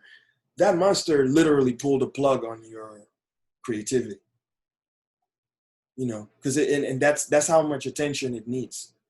Because remember, it's a child. It acts like a child. It might be that big, but it's a child. So at some point, that same monster is like, I don't want to draw. And you're like, yeah, but let's draw. I'm going to try. And it's like, oh, you know what? And disconnects everything. Yeah. And so you have to make peace with it. And the only way you can do that is because it's you. It's not an external thing. It's you. So you have to go back, either take a break, relax, think about what might be bothering you, and remember, it's your responsibility to take care of your mental health and emotional health. It's not somebody else's. I've heard people say, oh, I suffer from anxiety and depression. It's like, yeah, that's your problem. Because the average person walking out here doesn't know that. So if you flare up or wild out on them, they just gonna see it like you're an asshole. And they're not gonna see it like, oh, well, you're going through a lot of stuff right now.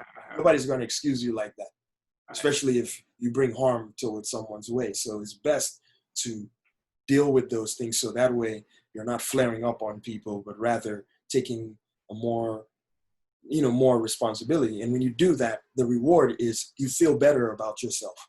And if you feel better about yourself, you want to create. It's time to create, and you create some of the best work in your life. And if you look through a lot of artists' lives, like if we went back, like here's an idea for a movie, Basquiat, right? So Basquiat goes through his life, and at some point he's stressed, he's depressed. But instead of heroin, he leaves and goes to another country where he works as, a farmer and develops a whole body of work based on farming. And then returns to America as the farm painter. You know what I mean? Yeah. And then he lives to be like 80 years old and alternative you know what I mean? Reality. Yeah. And again, like that's what I like. Okay, even Tupac. So imagine if that night Tupac was like, you know what? I'm really stressed.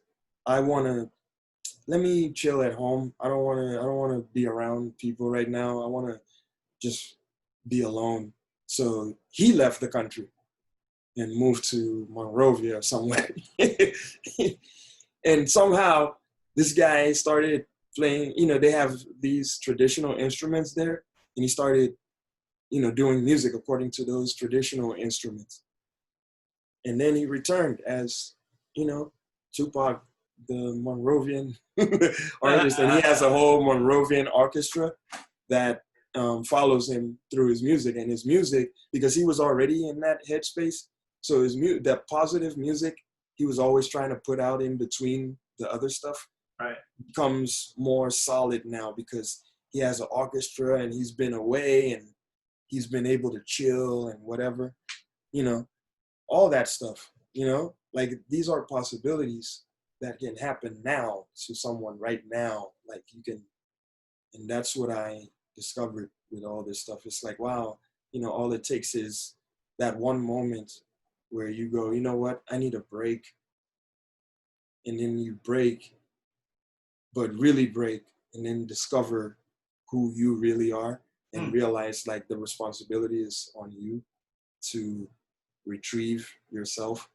And once you do that, once you come back, only positive things can happen. And I wouldn't say that if I wasn't living it.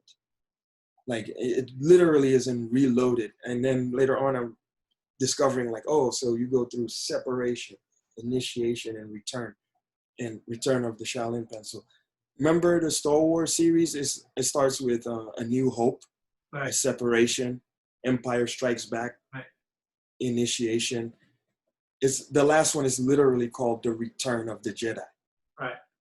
Because the whole story was about Luke's journey. Right. In that cycle. Oh, yeah. So it happens to all of us. So just being able to understand that and implement it into our lives and our work helps with, you might save you might indirectly save someone's life from that. And that's why this interview is a story.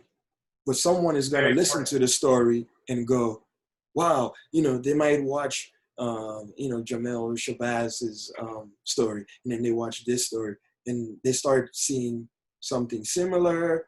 And then not just that, they start realizing how these people are people just like I am.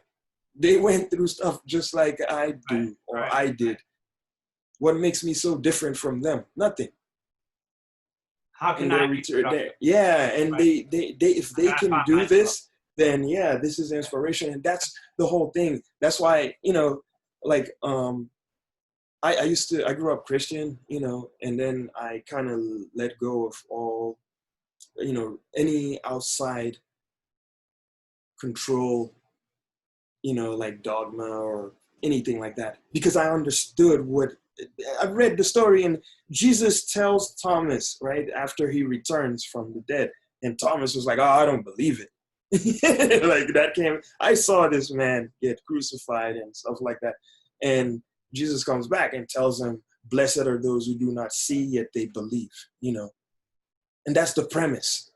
Jesus returned with a story. He didn't return with a mantle and handed it over and said, "Use this in case of danger," or what. No, he returned with a story. His life was the whole example. But they explain that in the Hero with 1,000 Faces, which I highly recommend for a lot of people. Like, these are metaphors, but we, out of fear, we want them to be real. Like, no, there was a Jesus walking the earth, and he was from here. And these people are like, no, he was from here. And it's like, by the way, did you get his message? Right. Did you get? That's what he came to do. And see, message, messenger, story. That's all he brought. He didn't bring people like, oh, he did miracles. It's like, these are examples. It does, like, he brought a message. Did you hear it? Right. Right. And so that's the whole, everybody brought a message. Everybody brought a lesson, a story, And so right. That's what makes life go around. It's like we all have our story. We all went through something.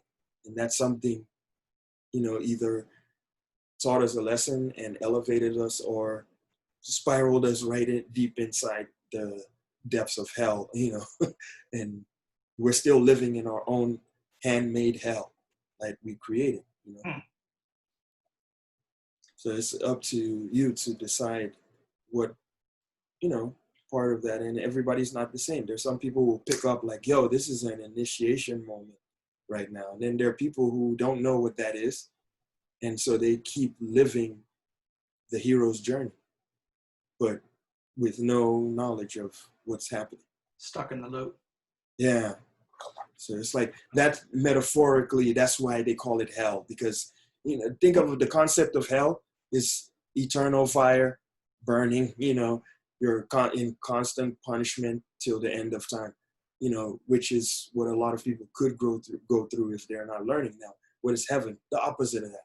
You're in, you're chilling, basically. Finding peace. Yeah, you find peace. With yourself. Yeah, and that's what the whole thing is. Well, I think this is a new category. It's more than artist talks with King Cat 71. I'm going to play around with the title, but I like the artistic journey with Aniekan.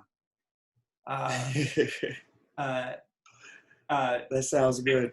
Good. And yeah. I like that. Good. And so we're going to stick with that. Listeners, viewers, YouTubers, artists, DC folk, join us soon on YouTube.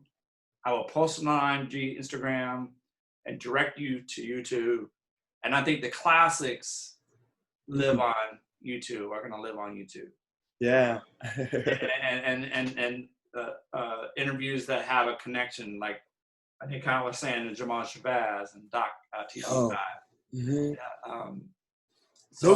That's a great start.